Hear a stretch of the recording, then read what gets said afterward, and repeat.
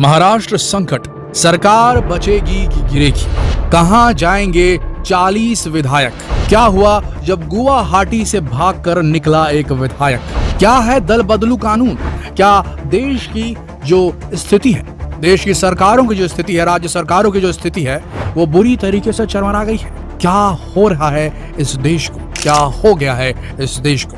क्या horse trading Bharat में legal हो चली है? क्या हॉर्स ट्रेडिंग को रोकने के लिए कोई नियम नहीं है? दल बदल कानून नाम की कोई चीज जो डिफैक्शन का एक्ट है, क्या वो उतना ताकतवर नहीं? ये लगातार ऐसा हो रहा है। जनता के चुने हुए विधायक, जनता के चुने हुए सांसद, जिन्हें जनता ने उनकी कुर्सियों तक पहुंचाया है, जो किसी एक पार्टी का बोर्ड लेकर खड़े होकर जनता के सामने आते हैं और पार्टी के मेन चेहरे को दिखाकर, पार्टी के रेपुटेशन को, पार्टी के विचारधारा को दिखाते हुए जनता से वोट मांगते हैं, और उसके बाद जीतने के बाद जब वो जाते हैं मंच पर, तब उसके बाद वो उस बोर्ड को फेंक देते हैं और दूसरा बोर्ड हाथ में ले लेते हैं। ये जनता के साथ धोखा हुआ कि नहीं हुआ, ये आप बताइए दोस्तों। और ये बार बार विधायकों के टोले को, सांसदों के टोले को लेकर के एक शहर से दूसरे शहर, एक लग्जरी होटल से दूसरे लग्जरी होटल भागना, क्या एकदम नीचे गिर चुकी है इस देश में नेताओं की जो बिरादरी? क्या इस तरीके से चलेगा देश?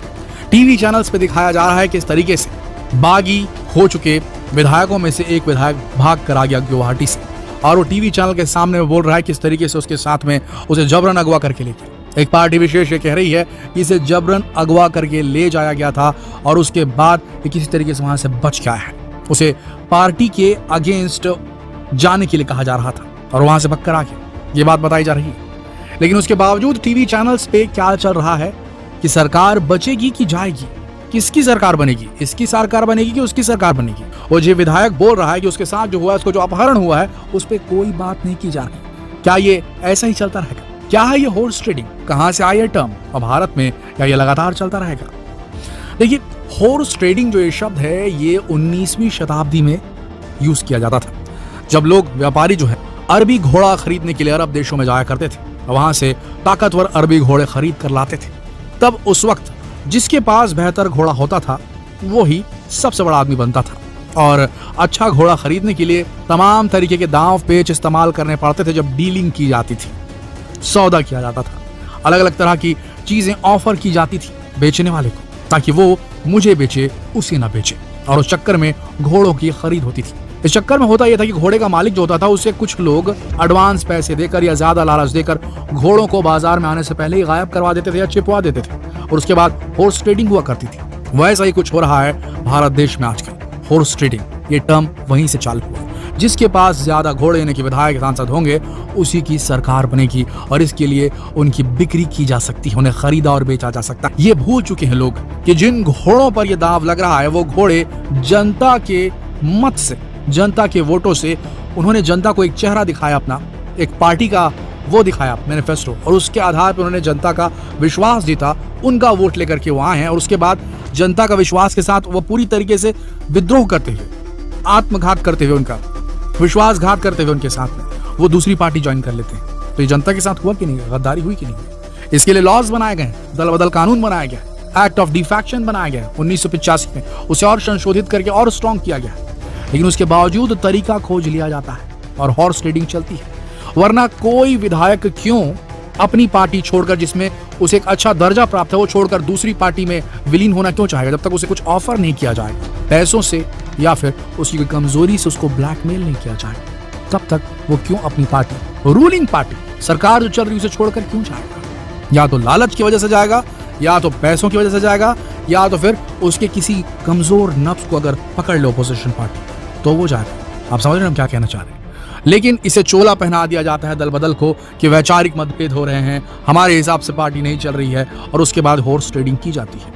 नहीं तो ऐसा नहीं होता। भारत देश में कई बार आपने देखा होगा, महाराष्ट्र में जब सरकार बनी 3 पार्टियों के समावेश से, तो भी ऐसा हुआ था। हर पार्टी ने अपने अपने विधायकों को बड़े बड़े होटलों में ले जाके नजरबंद कर दिया था कि कोई उनसे संपर्क न कर पाए और बेहतर ऑफर न दे पाए उनके घोड़े को खरीदने के लिए। समझ रहे हैं आप? लेकिन अब फिर से वैसा कुछ हो चुका है, और इस बार किस ओर पलड़ा गिरेगा कहा नहीं जा सकता। पर इतना है कि हॉर्स ट्रेडिंग को बंद किया जाना चाहिए, और ये जो विधायक टेलीविजन पर आकर बोल रहा है कि उसके साथ ऐसा अगवा करने का कांड हुआ, अगर वो सच में हुआ है तो इस पर बड़ी कार्रवाई की जानी चाहिए। बजाय इसके कि नेशनल टेलीविजन पे ये तय करते रहना कि इसके पास इतनी सीटें, इसके पास इतने विधायक हैं, तो आगे क्या होगा। उसके साथ जो गलत हुआ है, अगर वाकई में इन विधायकों को अगवा किया जाता है तो इनके साथ न्याय होना चाहिए। उस पर कोई बात ही नहीं हो रही है। क्यों ऐसा हो रहा है? क्या एकदम आम बात है? एक बार मैंने आपके विधायक खरीद लिए, एक बार आपने मेरे विधायक खरीद लिए, जिसके पास ज्यादा पैसा, जिसके पास ज्यादा तुरुप किक के, उस तरीके से वो सीधे सरकार बन जाएगी। ये सही है क्या? बताइएगा जरा आप। हॉर्स ट्रेडिंग क्या सही है या गलत है? इसमें तो कोई निसंदेह कह सकते कि हॉर्स ट्रेडिंग गलत है, लेकिन क्या भारत में हॉर्स ट्रेडिंग नहीं हो रही है? ये एक बड़ा सवाल है। क्या इस पूरे केस में हॉर्स ट्रेडिंग नहीं हो रही है? क्या ये पूरा वाकई में एक वैचारिक मामला है? क्या लगता है आपको? नीचे कमेंट सेक्शन में जरूर बताइएगा।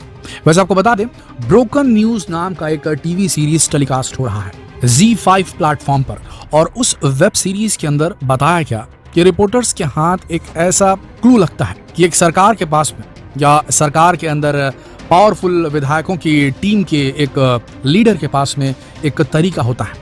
उसके पास एक कंपनी का एक्सेस होता है, जिस कंपनी ने एक ऑपरेशन चलाया रहता है, ऑपरेशन अम्ब्रेला उसमें नाम बताया गया। ऑपरेशन अम्ब्रेला के तहत वो किसी भी मोबाइल को हैक कर सकता है। वो मोबाइल उस स्टेट के विधायकों का भी हो सकता है, जनप्रतिनिधियों का हो सकता है, यहाँ तक कि उस स्टेट के सबसे बड़े लीडर का भी हो सकता है।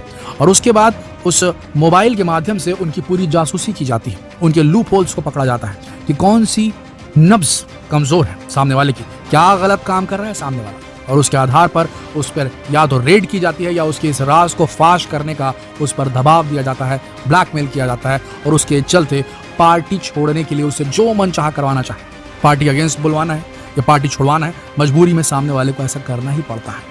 पैसे भी ऑफर किए जाते हैं, साथ में ब्लैकमेल भी किया जाता है कि अगर तुमने हमारे इस ऑफर को ठुकरा दिया तो हम आपके साथ ऐसा कर देंगे। ये दिखाया गया ब्रोकन न्यूज में, अगर आपने देखी होगी तो शायद आपको मालूम होगा, ऑपरेशन अम्ब्रेला नाम से। पर अब सोचिए कि क्या यह वाकई एक सत्य है? क्या इसी तरीके से हॉर्स ट्रेडिंग होगी 2022 और उसके आगे के सालों में? क्योंकि हम तो जी रहे हैं एक डिजिटल एज में, जिसमें किसी भी डिजिटल डिवाइस से किसी की भी जासूसी की जा सकती है, अगर आपके पास में प्रॉपर तकनीक और पावर है तो। अगर ऐसा हो रहा है इस देश के अंदर में, तो ये मान के चलिए इस देश के अंदर लोकतंत्र पूरी तरीके से खत्म हो जाएगा, और जैसा चाहे वैसा पावर में बैठे हुए लोग जो हैं वो सरकार को चलाएंगे और जनता पे पूरी तरीके से काबू पा लेंगे। क्या लगता है आपको? हॉर्स ट्रेडिंग के खिलाफ तगड़ा कानून बनना चाहिए कि नहीं बनना चाहिए? और ये जो हो रहा है, ये जो पूरा घटनाक्रम हो रहा है महाराष्ट्र के अंदर में, क्या ये सही है या गलत? इसके पहले भी जो घटनाक्रम हुए हैं उनके नतीजे क्या निकले? जिस सांसद या विधायक ने दल बदला है उसे अमान्य घोषित कर देना एक्ट ऑफ डिफेक्शन के लॉ के तहत, दल बदल कानून के तहत, क्या इतना काफी है? उसे जिसने उकसाया दल बदलने के लिए, उसके ऊपर कार्रवाई के बारे में कोई बात क्यों नहीं करता? क्यों ये लूप होल छोड़ा गया है ताकि कोई भी पार्टी जब चाहे तब अपने हिसाब से दल बदल करवा कर सरकार गिरा सके या बना सके? जरा सोचिए दोस्तों, क्या हो रहा है? हमारे साथ धोखा नहीं हो रहा तो क्या हो रहा है? क्या है आपके विचार? कमेंट सेक्शन में जरूर लिखिए। और अगर आपको ये वीडियो विचारोत्तेजक लगा तो इसे शेयर करना ना भूलें, फेसबुक पर, व्हाट्सएप पर, यूट्यूब पर। कल फिर मिलते हैं एक और दिलचस्प वीडियो में, तब तक के लिए आप सबका इस वीडियो के अंत तक बने रहने के लिए दिल से धन्यवाद।